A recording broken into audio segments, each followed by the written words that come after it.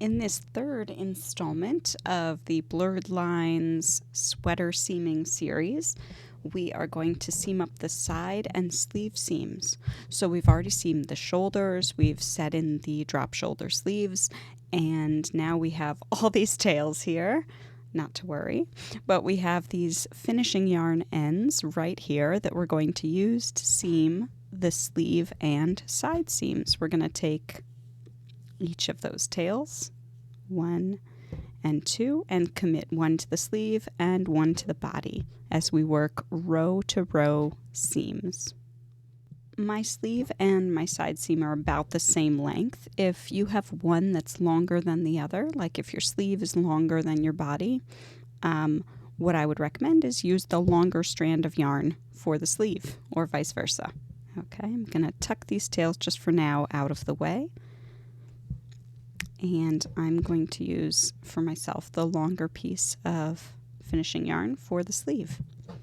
Again, I have the sweater with right sides facing. My sleeve is here.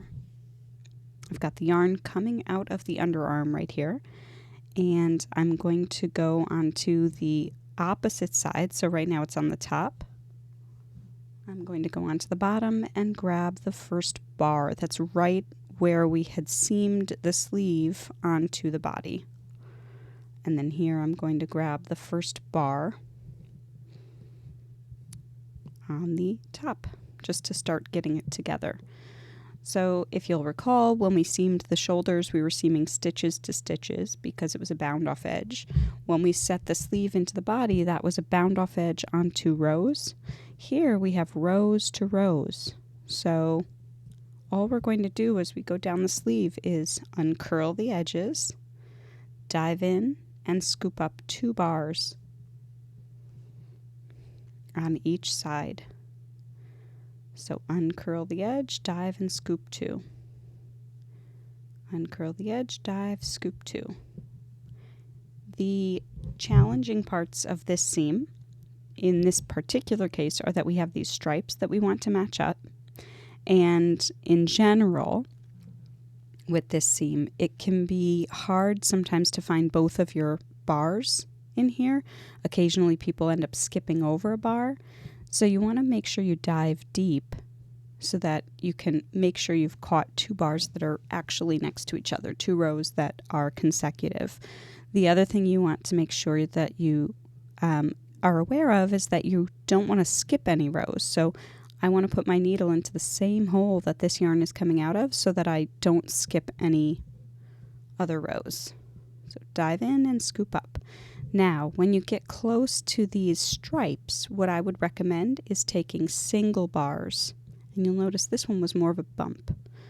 When we hit those garter stitches or those purl bumps, they're more presented in the front. They're a little more dimensional than the bars. They're not as hidden. So right by these textural lines, I'm slowing down and taking single bars instead of doubles. That is my trick for striping, single bars instead of double. Here where I'm in the stockinette, I'm going to just carry on 2 bars to 2 bars the whole way down.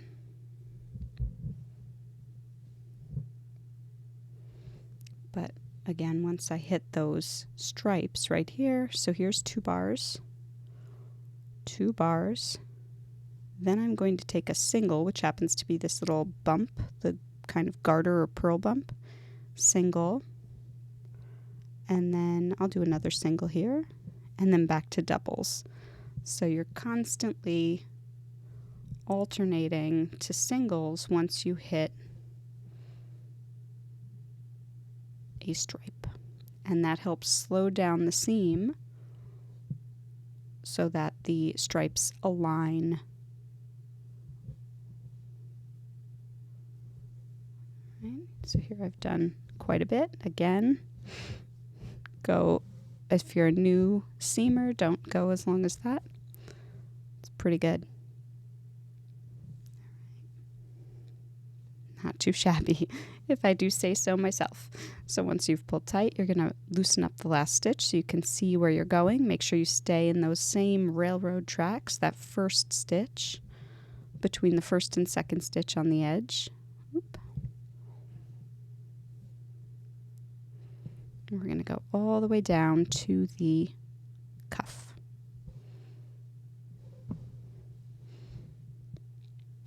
Here on the sleeve, hopefully you have worked your decreases or increases, whichever way you worked the sleeve. Hopefully you have worked those at least one stitch away from the edge so that you have a nice smooth line here to seam. If you did not, if you happen to have worked your increasing or decreasing directly on the first and last stitches of the row, you will have to fudge a little bit and make sure that each time you get to one of those funky jagged edges that it aligns with the funky jagged edge on the other side so that you can make sure your decreases or increases are aligned. And then going forward, I would definitely recommend increasing, decreasing.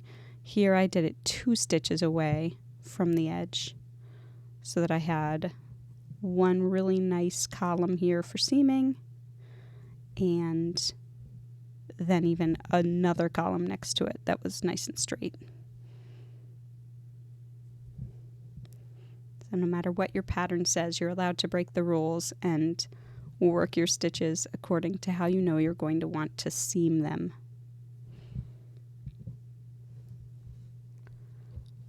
There we go.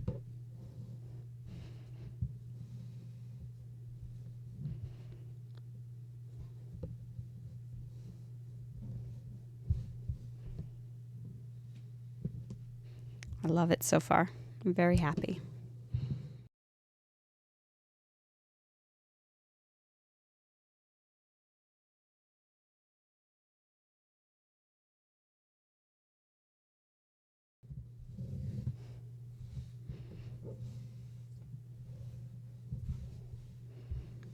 All right, looks great.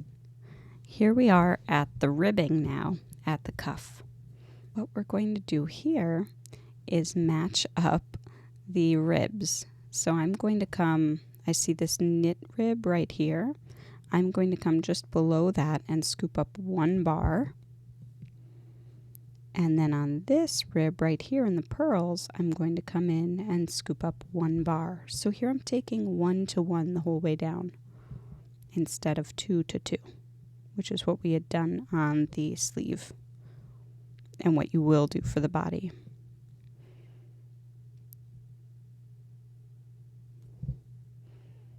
And with the thick, thin texture here, it's a little challenging to sometimes find all of the appropriate bars. With a little bit of digging, you'll find them.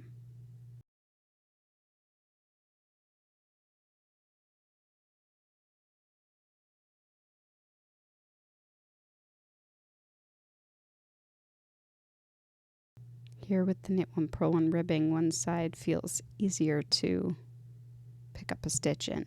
If you're having a really hard time finding your bars, you could certainly move over one, over either a full stitch or a half of a stitch to get into a place where it's a little easier to see them.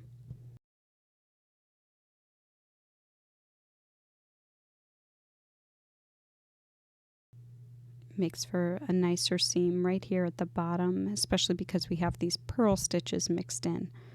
When you're just dealing with knit stitch or with stockinette, excuse me, it's easy to do a two row to 2 row seam and you're fine. But if you recall, when we were doing these stripes here, I did slow down at each purl stitch and take just a single to help align the stripes better. So the slower you go, the finer the seam, the less you take at a time. So if you feel like it, you could take a single bar to a single bar the whole way down the sleeve as well. I don't. So here we go. And that is the ribbed cuff seam. I'm going to leave that tail here for later, and we will cover that in our next video, weaving in tails and picking up stitches for the neck. After you've seamed the sleeve, then you're going to come back to that underarm, thread your yarn on the needle. you're going to pick up the 2 bars here and begin seaming. The same way that we did for the sleeves, working just single bars or bumps when you get to those striped areas in order to help them align. And if you need to play catch up a little bit, if you have a side that's a little longer than the other or shorter than the other, you'll take 2 bars on the longer side and 1 bar on the shorter every so often. You want to make sure you stagger that until the 2 sides align again. Typically, you will not have that issue, or you should not have that issue on a sleeve because that's all worked in one piece. But on the back and the front, since they're worked in separate pieces, if you had perhaps worked a few extra rows on one side, then you'd be in trouble there and you'd need to even out your seam. But it's all very doable. Again, knitting is super flexible, and it's a fabric that we can play with and get to match itself.